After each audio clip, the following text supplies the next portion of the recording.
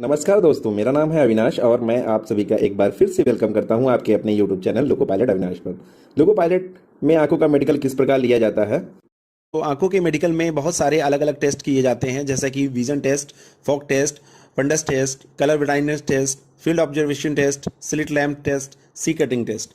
तो यहाँ पर इन सभी टेस्ट के बारे में एक एक करके डिटेल में बात करते हैं। तो सबसे पहले बात करते हैं आंखों के विजन टेस्ट के बारे में। तो विजन टेस्ट में आपके दो टेस्ट होते हैं, पहला नियर विजन टेस्ट और दूसरा डिस्टेंस विजन टेस्ट। फ्रेंड्स, पहले तो आपको बता दें, आपका चाहे नियर विजन टेस्ट हो चाहे डिस्टेंस विजन टेस्ट, आपकी आई साइट बिना चश्मे के 6x6 होनी जरूरी है। पहले बात करते हैं नियर विजन टेस्ट के बारे में। तो नियर विजन टेस्ट में पेपर में कुछ लाइंस लिखी हुई होती हैं। जो लाइंस लिखी होती हैं वो छोटे से बड़े साइज के क्रम में लिखी होती हैं, यानी कि जो सबसे पहली लाइंस होती है वो सबसे छोटी साइज की होती है, उसके बाद उससे बड़ी साइज की व उसके बाद उससे बड़ी साइज की लिखी हुई होती है। तो आपको यहाँ पर जो लाइंस हैं वो बारी बारी करके आंख को बंद करके पढ़ना होता है। अब बात करते हैं डिस्टेंस विजन टेस्ट के बारे में। तो डिस्टेंस विजन टेस्ट में चार्ट होता है जिसमें अलग अलग साइज के नंबर या लेटर्स लिखे होते हैं।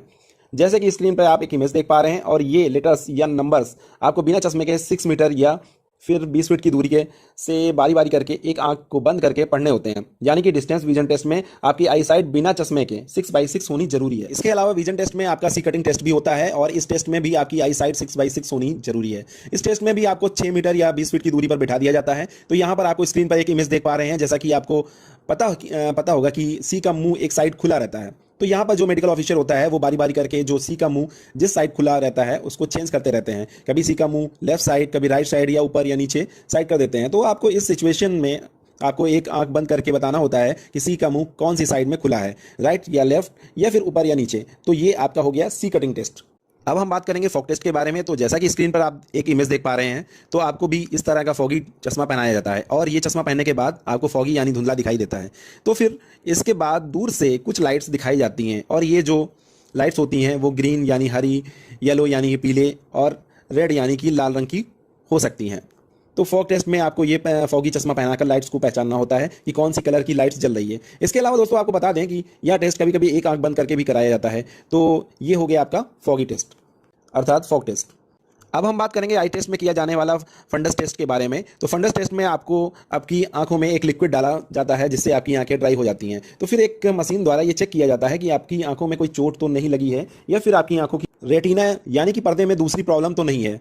तो फंडस टेस्ट के माध्यम से ये पता लगाया जाता है कि आपकी आंखों की रेटिना में कोई दिक्कत तो नहीं या फिर लेंस की स्थिति सही है या फिर नहीं। तो ये हो गया आपका फंडस टेस्ट। अब हम बात करेंगे कलर ब्लाइंडनेस टेस्ट के बारे में। जैसा कि स्क्रीन पर एक इमेज देख पा रहे हैं, इस इमेज में अलग अलग छोटे छोटे कलर्स के डॉट से सर्किल बने होते हैं और इस सर्किल के बीच में कुछ नंबर व पैटर्न्स होते हैं जिन्हें आपको पहचानना होता है। और दोस्तों कई बार ऐसा होता है कि इन सर्कल्स में कोई भी नंबर या पैटर्न्स नहीं होते हैं, तो उस सिचुएशन में आपको बताना होता है कि इनमें कोई नंबर या पैटर्न्स नहीं है। तो दोस्तों अगर आपको कलर विजन की समस्या है तो आप इस नंबर व पैटर्न्स को नहीं पहचान पाएंगे, ना समझ पाएंगे। तो ऐसी सिचुएशन में आपको बाहर कर दिया जाता है। फ्रेंड्स, आपको बता दें कि कलर ब्लाइंडनेस का कोई इलाज नहीं होता है, ये क्योरेबल नहीं होती है। अगर आपको ये प्रॉब्लम है तो आपको दिक्कत होगी।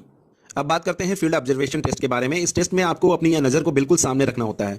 आपको बिल्कुल भी दाएं या बाएं नहीं देखना होता है, आपको सिर्फ सामने देखना होता है। फिर इसके बाद जो मेडिकल ऑफिसर होता है वो पेन या पेंसिल को आपके दाएं या बाएं से घुमाते हुए आपके सामने की ओर धीरे धीरे लेकर के आता है और इस दौरान आपको बिल्कुल सामने देखना होता है और सामने देखते हुए जहां पर पेन व पेंसिल आपको दिखाई दे तो आपको मेडिकल ऑफिसर को बोलना होता है कि हाँ, हमें इस लोकेशन पर पेन या पेंसिल को देख पा रहा हूँ।